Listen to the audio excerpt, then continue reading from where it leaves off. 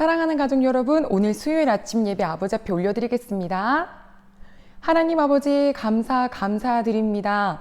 아버지, 하나님의 말씀이 있으면 이 세상을 빛으로 살아갈 수 있습니다.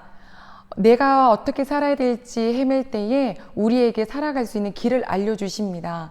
주 여호와 하나님이여, 예배드리는 모든 식구들의 마음속에 성령님의 임재하심과 성령님으로 하여금 민감한 식구들 될 수 있도록 도와주시옵소서. 주님께 감사드리며 예수님 이름으로 기도드립니다. 아멘. 하나님 말씀입니다. 열왕기하 12장 17절로 21절 말씀을 봉독해 드리겠습니다. 그때에 아람 왕 하사엘이 올라와서 가드를 쳐서 점령하고 예루살렘을 향하여 올라오고자 하므로 유다의 왕 요아스가 그의 조상들 유다 왕 여호사밧과 여호람과 아하시아가 구별하여 드린 모든 성물과 자기가 구별하여 드린 성물과 여호와의 성전 곳간과 왕궁에 있는 금을 다 가져다가 아람 왕 하사엘에게 보냈더니 하사엘이 예루살렘에서 떠났더라. 요아스의 남은 사적과 그가 행한 모든 일은 유다 왕 역대 지략에 기록되지 아니하였느냐?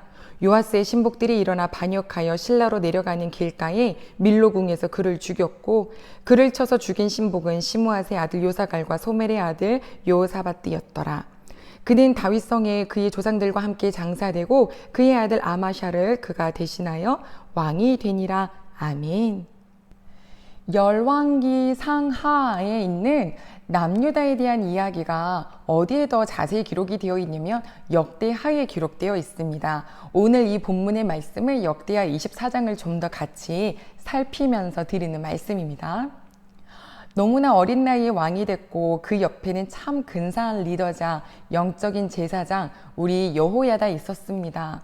그와 함께하는 날 동안에는 여호와께서 무엇을 기뻐하시는지 정직한 길을 갈 수 있었던 왕 요아스입니다.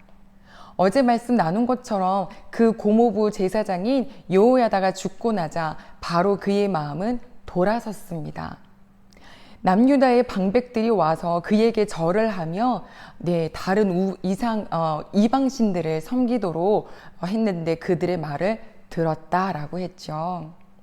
사람이 누구의 말을 듣느냐, 그리고 그 말을 듣고 마음과 몸이 돌아서는 것, 그것은 본인의 마음에도 있기 때문입니다. 하나님으로 가득하지 않기 때문에, 성령님으로 충만하지 않기 때문에 이랬다가 저랬다가 합니다. 우리도 성령으로 충만하지 않아서 어떨 때는 하나님을 향하여서 충만하다가 어떨 때는 또 내 마음대로 살고자 하는 그런 모습이 보이는 것처럼 하나님 늘 나의 마음을 아버지의 마음으로 가득 채워주시옵소서.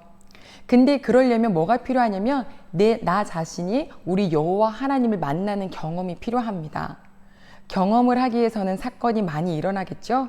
우리 식구들 혹시 일상에 여러 가지 일들이 벌어진다면 주님 감사합니다. 하나님의 살아계심을 내가 삶 속에서 경험할 수 있으니 감사합니다. 이렇게 할 수 있는 저희 모든 가족들 되기를 소망합니다. 요아스는 자기가 하나님을 만나지 못하고 고모부의 하나님을 알았듯 합니다. 그러니 이렇게 쉽게 마음이 돌아섰지요. 하나님께서는 우리의 약한 것도 고쳐주실 수 있고요. 우리가 부족한 건 하나님이 채워주시는 분이시잖아요. 그런데 마음이 떠나간 건 혼내키셔야 합니다. 돌아오라고 말씀하셔야 하죠. 요아스 왕에게 하나님께서는 선지자들을 보냈지만 그들의 이야기를 듣지 않습니다. 누구까지 보내셨냐면 고모부의 아들 스가랴를 보내셨어요. 여호야다가 이 요아스를 어떻게 케어했는지를 안다면 그 고모부의 아들인 스가랴를 환대해 줘야 하잖아요. 그를 잘 대접해 줘야 하잖아요. 그게 아무리 그래도 사람으로서의 도리이기도 하죠.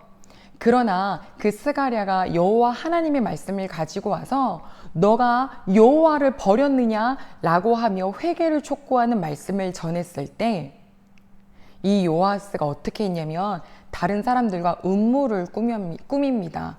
그리고 이러이러해서 저렇게 해서 그 스가랴를 죽일 방도를 찾았고 여호와의 성전에서 죄 없는 하나님 말씀을 전하러 온 그 스가랴를 죽였습니다. 이에 말년이 너무나도 끔찍히 나락으로 떨어지죠. 1년 뒤 아람 왕이 이 나라를 쳐들어왔는데요. 소수가 왔다라고 했습니다.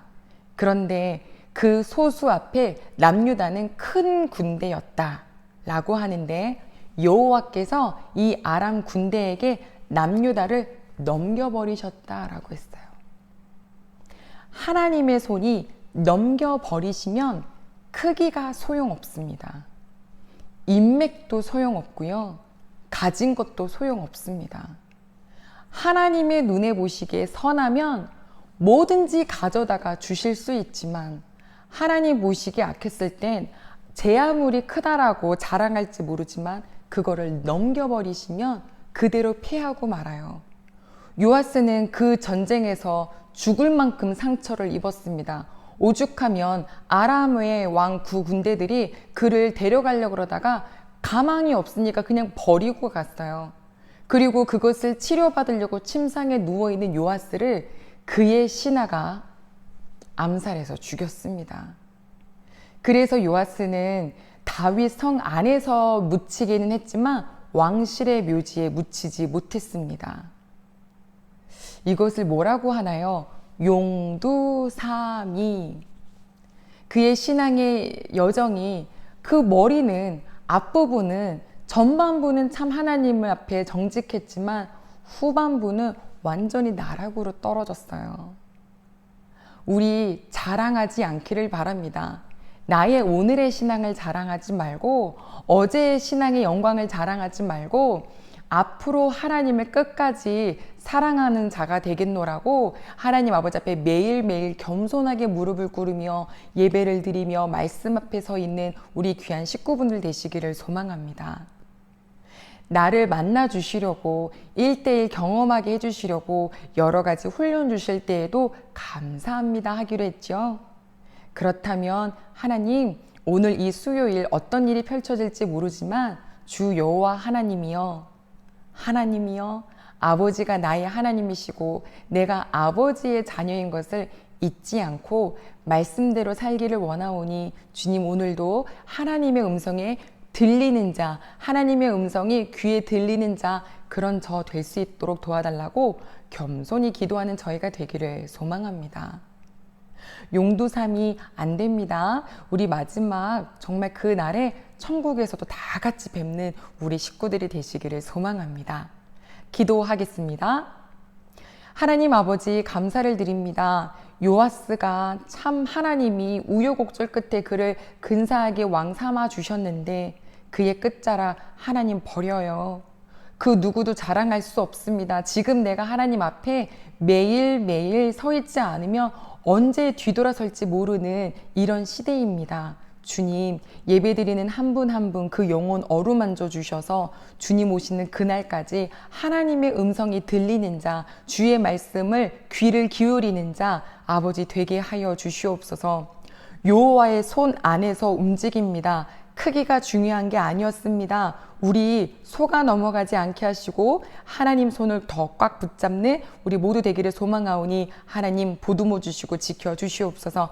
감사드리며 예수님의 이름으로 기도드립니다. 아멘.